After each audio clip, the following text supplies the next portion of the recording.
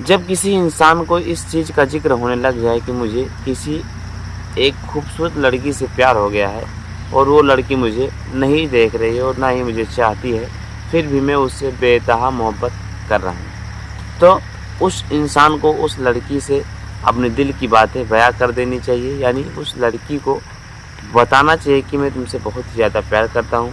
क्योंकि आज के ज़माने में क्या होता है कि कुछ लड़के ऐसे होते हैं कि लड़कियों को बेतहा मोहब्बत करते हैं और उनसे कभी इस चीज़ का जिक्र करने का हिम्मत नहीं करते हैं कि मैं तुमसे प्यार करता हूँ।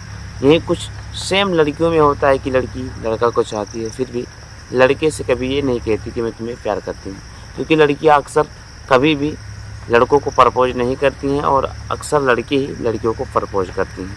लेकिन कुछ लड़कियां होती हैं जो कि लड़कों को प्रपोज करती हैं, लेकिन प्रपोज करने की जनसंख्या सबसे ज़्यादा लड़कों में होती है। तो अगर आप किसी से प्यार कर रहे हैं, सच्ची प्यार कर रहे हैं, दिल से प्यार कर रहे हैं, तो उस इंसान को अपने दिल की बातें ज़रूर कहें और अपनी दिल की बातें शेयर करें, अपनी मजबूरियाँ बताएं और कितना चाहते हैं, क्या उनके लिए कर सकते हैं, कितना आप भरोसेमंद उस शख्स के लिए हो सकते हैं, ये सब चीज़ आप ज़रूर बताइए।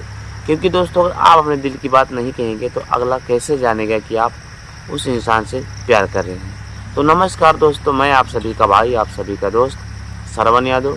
स्वागत है हमारे और आपके अपने यूट्यूब चैनल PMJ श्रवण में। दोस्तों अगर आप हमारे यूट्यूब चैनल पर नए हैं और पहली बार हमारी वीडियोज़ को देख रहे हैं और पहली बार चैनल पर हैं, तो आप लोग हमारे यूट्यूब चैनल PMJ श्रवण को सब्सक्राइब जरूर कर लें। हमारे द्वारा बनाई गई वीडियो आप तक सबसे पहले पहुंच सके नोटिफिकेशन के जरिए और आप हमारी वीडियोज को सबसे पहले देख सकें। दोस्तों हम बात करने वाले हैं 90 और 80 के दशक के सबसे सुपर स्टार, जिनकी फिल्में और जिनकी शूटिंग और जिनकी वीडियो और कॉमेडी को देखकर आज दुनिया दीवानी हो चुकी है।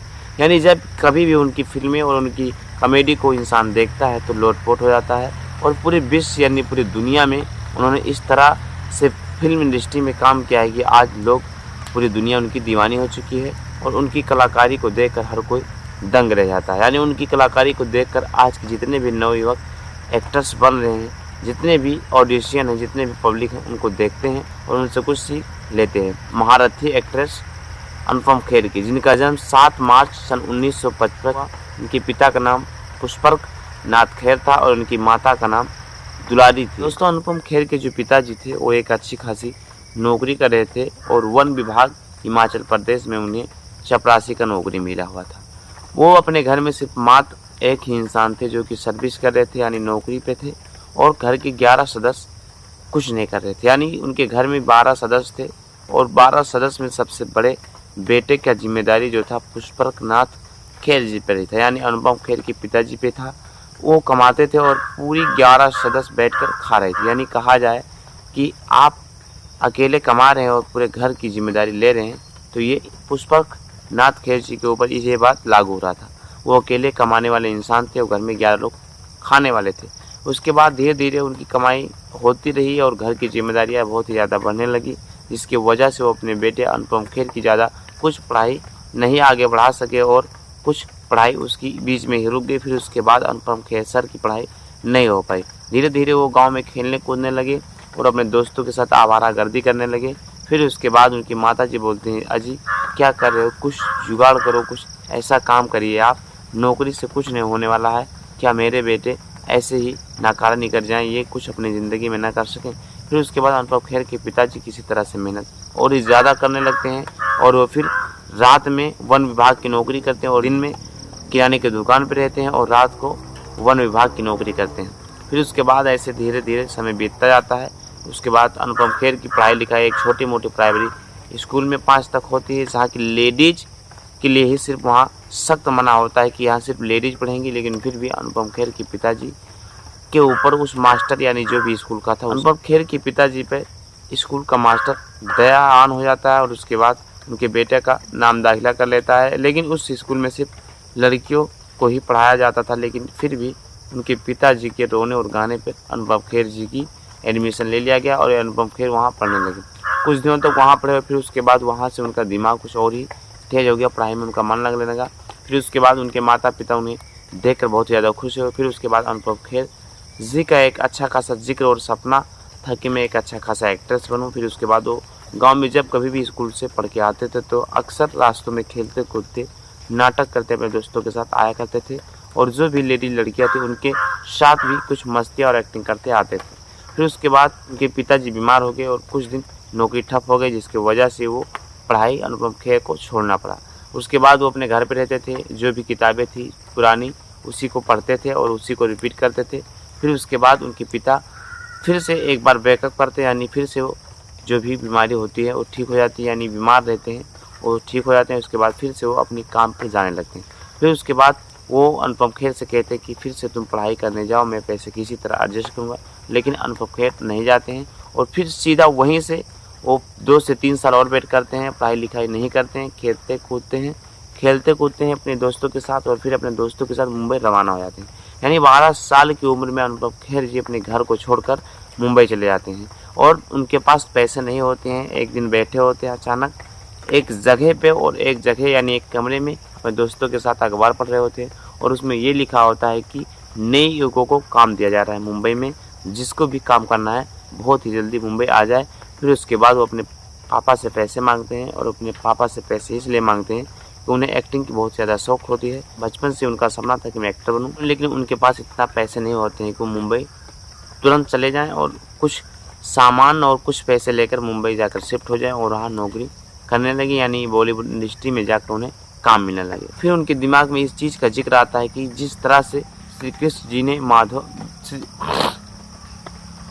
किसी तरह पैसे की व्यवस्था नहीं हो पाती, उनके पिताजी बोलते हैं कि मेरे पास पैसे नहीं है, अभी तुम रुक जाओ, फिर उसके बाद तुम मुंबई जाना, अपने सपने को पूरा करना, मैं अपनी जी जान लगा दूंगा तुम्हें तुम्हारे सपने को पूरा कराने के लिए।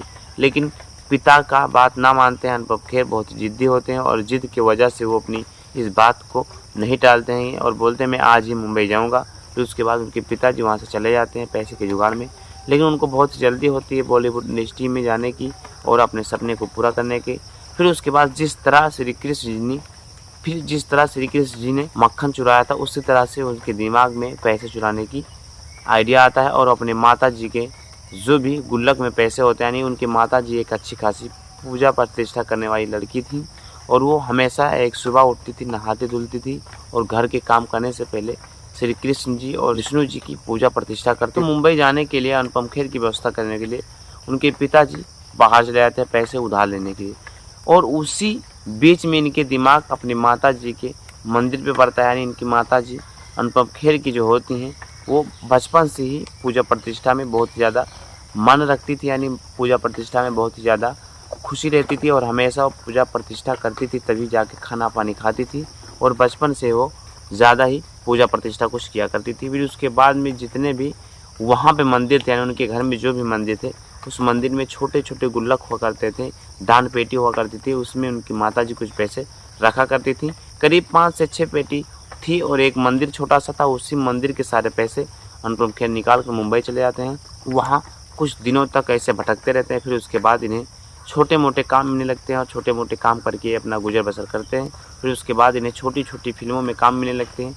फिर उसके बाद इन्होंने बहुत से सारी फिल्मों में काम किया, बहुत से सारे इनके अच्छे खासे दोस्त बने, जो कि एक समय था जब मुंबई में इन्हें कोई साथ नहीं दे रहा था, तो उनके अच्छे खासे दोस्त थे, कुछ लोग थे उनके कुछ गांव के थे जो इन्हें सपोर्ट किया, और फिर उसके बाद इन्होंने बॉलीवुड इंडस्ट्री में कदम रखा और एक अच्छे खासे आज एक्टर बन चुके हैं। दोस्तों, अगर अनुपम खेर की पहली फिल्म की बात की जाए तो इनकी पहली फिल्म सारांश है, जो कि एक अच्छी खासी सुपरहिट फिल्म हुई थी, और पहली फिल्म से ही इन्हें एक अच्छा खासा 65 वर्षीय आदमी का किरदार निभाने को मिला था, जो कि बहुत ही ज़्यादा लोगों ने पसंद किया, और इस फिल्म को बहुत ही ज़्यादा सुपरहिट कराए लोग, और आज ये फिल्म एक अच्छी खासी सुपरहिट फिल्म बन चुकी है। और अनुपम खेर की ज़िंदगी की सबसे पहली फिल्म यही थी, और उसके बाद इन्होंने बहुत से सारी फिल्मों में काम किया। दोस्तों, अगर अनुपम खेर की बिजनेस की बात की जाए तो बहुत से सारे इनके बिजनेस भी हैं, जो कि इनकी अदर बिजनेस से पैसे आते हैं, और एक अच्छे खासे ये डायरेक्टर प्रोड्यूसर भी हैं। कुछ फिल्मों में कहानियाँ ये खुद लिखते हैं, कुछ डायरेक्टर लिखता है, लेकिन आधा से ज़्यादा हक इनका भी फिल्मों में होता है।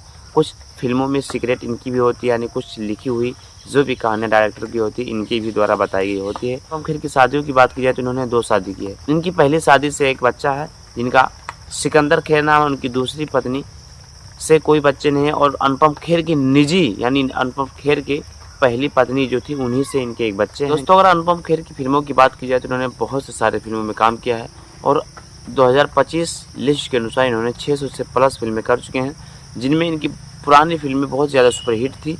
जो फिल्में थी शोले और शबनम, सारांश, हम, राम लखन, हम आपके हैं कौन, मैं कभी झूठ नहीं बोलता, हम साथ साथ हैं, बहुत से सारे फिल्मों में इन्होंने काम किया है और बहुत से सारे फिल्मों की वजह से आज ये सुपरहिट और एक अच्छे खासे स्टार बन चुके हैं और 500 से अधिक फिल्में कर चुके हैं और 600 से प्लस करोड़ रुपयों की मालिक हैं और एक अच्छे खासे लाइफ स्टाइल ज़िंदगी जी रहे हैं। तो दोस्तों, अगर आप अनुपम खेर के एक अच्छे खासे फ़ैन हैं तो हमारे वीडियोज़ को ज़्यादा ज़्यादा शेयर करें और हमारे यूट्यूब चैनल PMJ सनू को सब्सक्राइब जरूर कर लें। तो मिलते हैं अगली वीडियो में एक अच्छी खासी बायोग्राफी के साथ, एक अच्छी खासी वीडियो के साथ और एक अच्छे खासे इंसान की बायोग्राफी के साथ, एक अच्छी खासी क्वालिटी वाली वीडियोज़ के साथ, एक अच्छी खासी इमोशनल वीडियोज़ के साथ। आज की वीडियो में बस इतना ही। मुझसे अगर कोई भूल चूक हुई हो और इस वीडियो में कोई गलती हुई हो तो मुझे अपना यार दोस्त छोटा भाई समझकर माफ़ कर दीजिएगा। आज की वीडियो में इतना ही। जय हिंद, जय भारत, वंदे मातरम।